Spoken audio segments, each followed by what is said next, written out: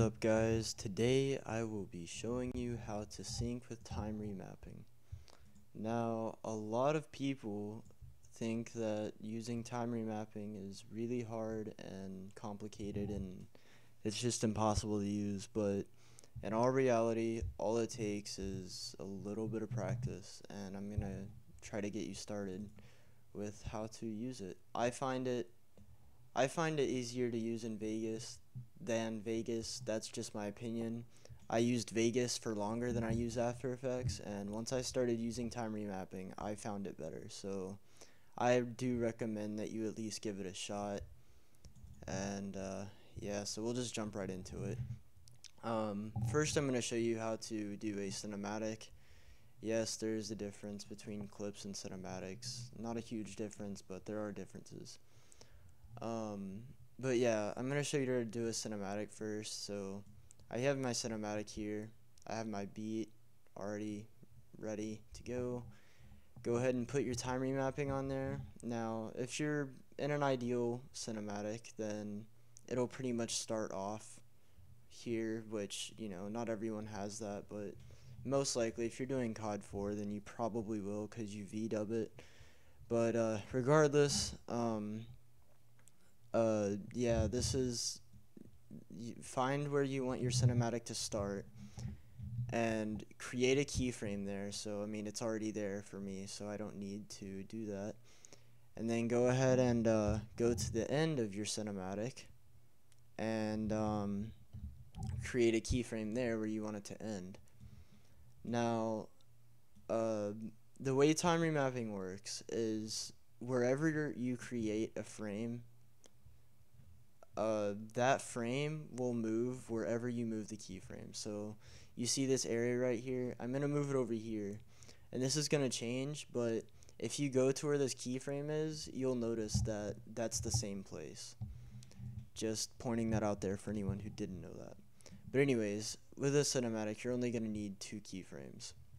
So now that you have your 2 keyframes, go ahead and sync it up on the beat. Whatever. Yeah.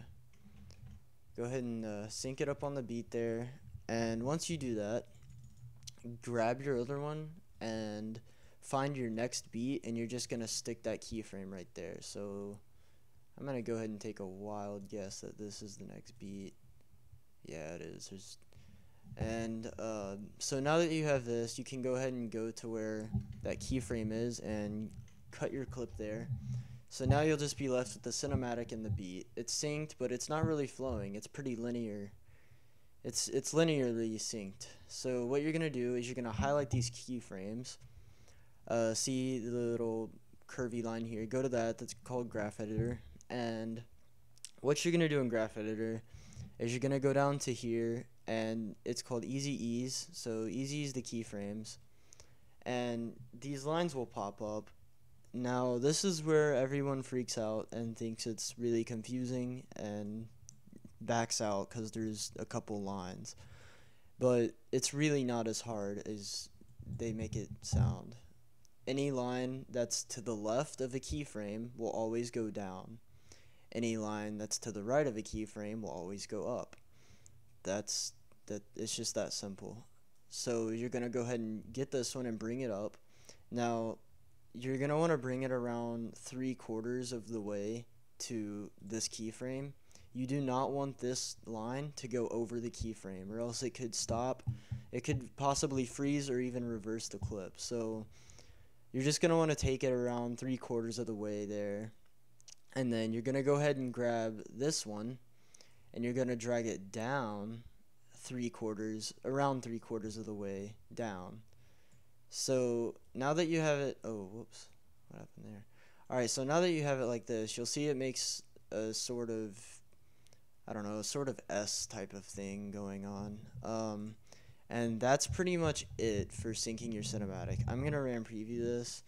The audio might be a bit quiet. I don't know why it does that, but it will. So let's go ahead and check out this RAM preview and see how it looks.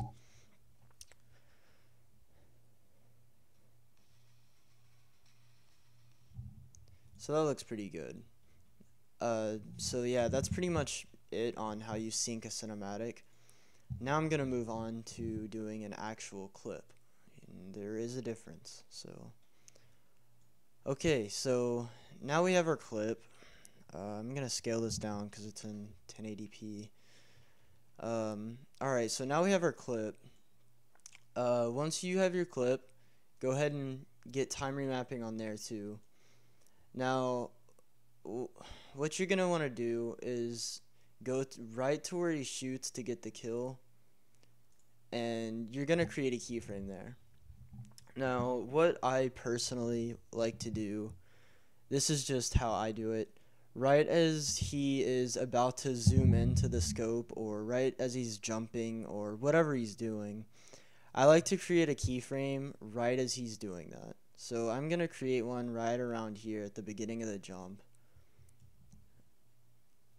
So there's one where he shoots and one where he jumps. Now I'm going to go ahead and create one at a pretty decent time while he's reloading. So I'm going to go ahead and do it right as he pulls back the bolt. That's a pretty good time if you ask me. So we'll do that. Go to the first keyframe you created, and you're just going to split the clip there. You can press U on your keyboard to bring the keyframes back up. Now you're going to go put that on your beat.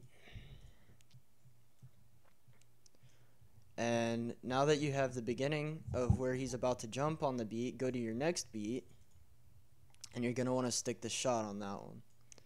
So, no. Okay, let's zoom in. Oh, we got it. Alright, so yeah, now we have the beginning of the jump and the shot synced to the beat. So now we're going to go ahead and drag the landing over, put it on the next beat. Let me listen for the beat real quick. I don't know where it is.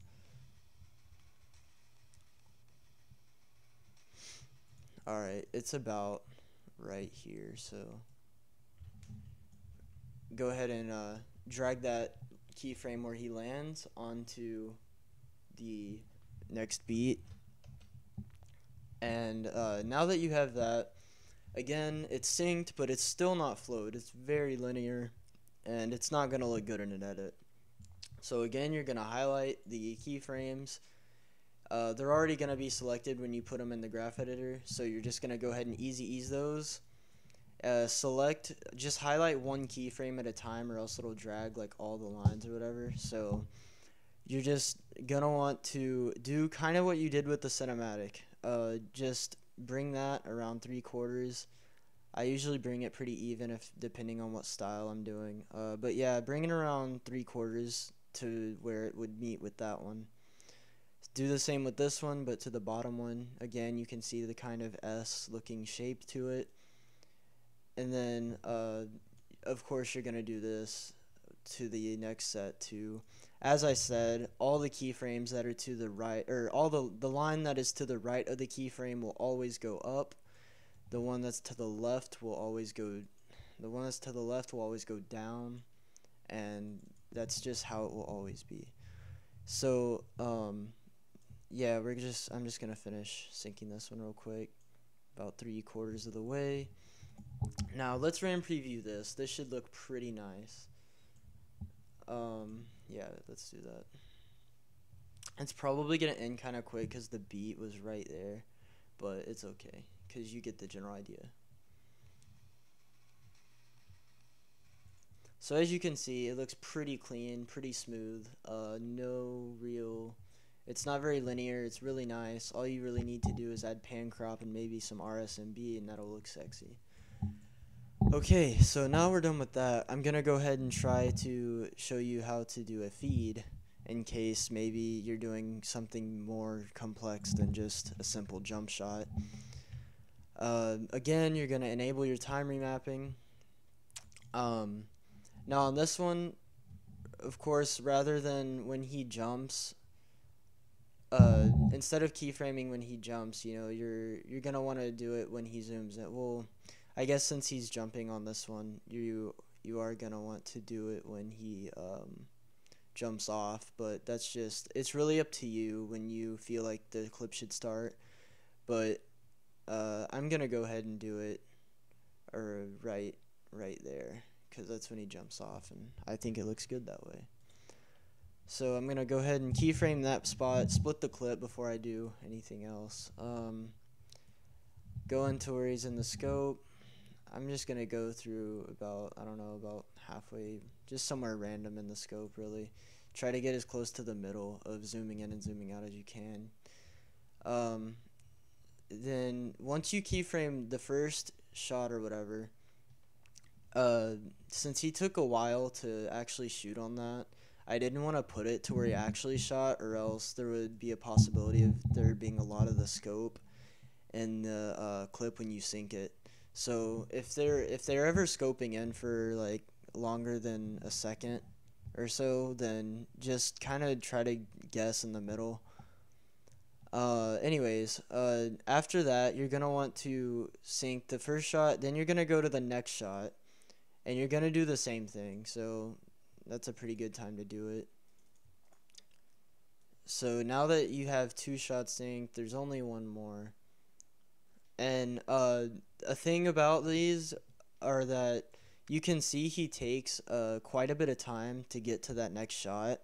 So use the kinds of things they do in between the shot as like things to sync to a beat. So like if you see how he reloads here, you could you can see how he begins to sprint right here. You could go in between where he's reloading and where he begins to sprint, and you could create a keyframe in between there and maybe use that as kind of a time filler. 1, to make your edit a bit longer. 2, it looks nicer. And 3, it's not looking so rushed to get to the next kill. So after he gets that kill, of course, you're gonna go to where, or I'm gonna go to where he drops down to the gun and bolts it back. Split the clip on the very last keyframe that you decided to sync, and we're gonna go ahead and sync it up to the beat again. Alright, so there's the first one. The next one goes right about there, so there. I'm gonna go ahead and drag all the keyframes I synced over here.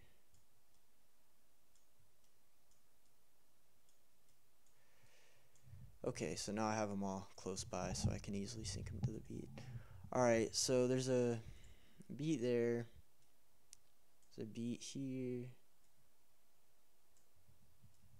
I believe there was a beat there. Let me find out. I don't remember. I should have markered them. Yeah, there was. Okay. Of course, you're gonna just sync all of them to the beat. You should know by now. I'm gonna take a wild guess that that's the next one. I really hope I'm not wrong, though.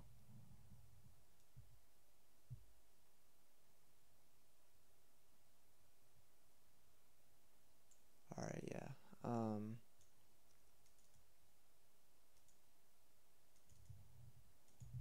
Hang on, I'm gonna go ahead and listen to this before I fuck up.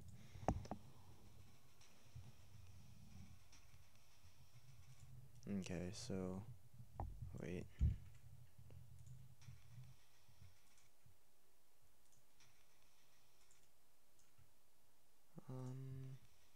Alright, so that one actually goes right here.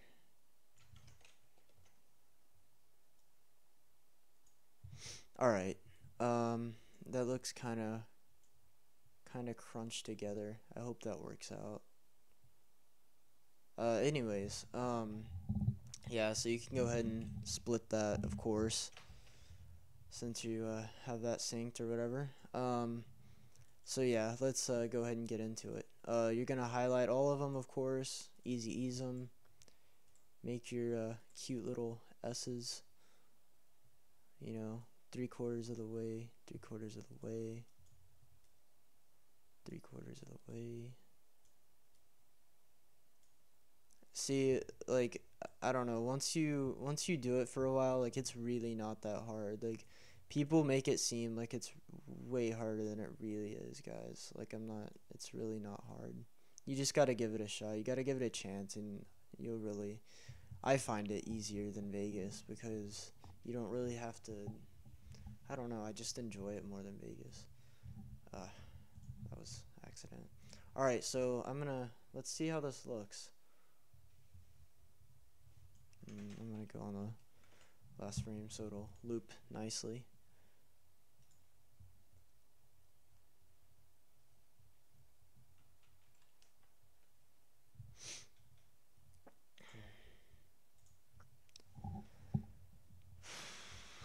All right, here we go.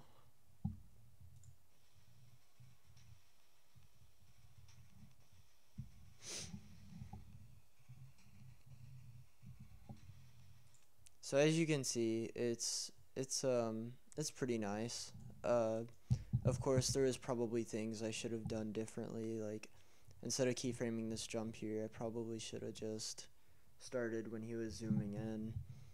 But yeah, just it's okay. Just stuff like that. If you do come across something like that where it seems a little too slow and it doesn't really look good, what you should do is you should raise this up a little bit. It can go like a tad bit over, but if you do make it go like over like that, then you need to bring this one up a little bit as well. So it'll come in faster as he'll like zoom in as well. Of course there is a lot of scoping. There's a lot of scoping right there, so it's just kind of hard to make that part look good. If I were actually doing an edit, I would cut some of the scope out, but for tutorial purposes, it's just basic syncing. But yeah, this is pretty much it, guys. Like all you really gotta do is keyframe them and then easy ease them. And once you do that, you just make the little S shape. And I don't know why I keep clicking that. You just make the little S shape. The ones to the right always go up, the ones to the left always go down, and once you do that, that's pretty much it. That's all there really is to it. It's not the hardest thing in the world. I personally enjoy it more than Vegas cuz you can pretty much speed it up as much as you want without there being a limit, whereas Vegas it can only really go to 300. And I mean, of course there is a limit here you can only go to without it reversing, but I don't know. It's my personal opinion that I enjoy it, and I hope that you guys enjoyed this tutorial. If you did, please leave a like. Maybe comment if you have any questions. I'll be glad to answer all of them. I'll never ignore a question. So yeah, that's pretty much it, guys. Hope this helped. Thanks for watching. Bye.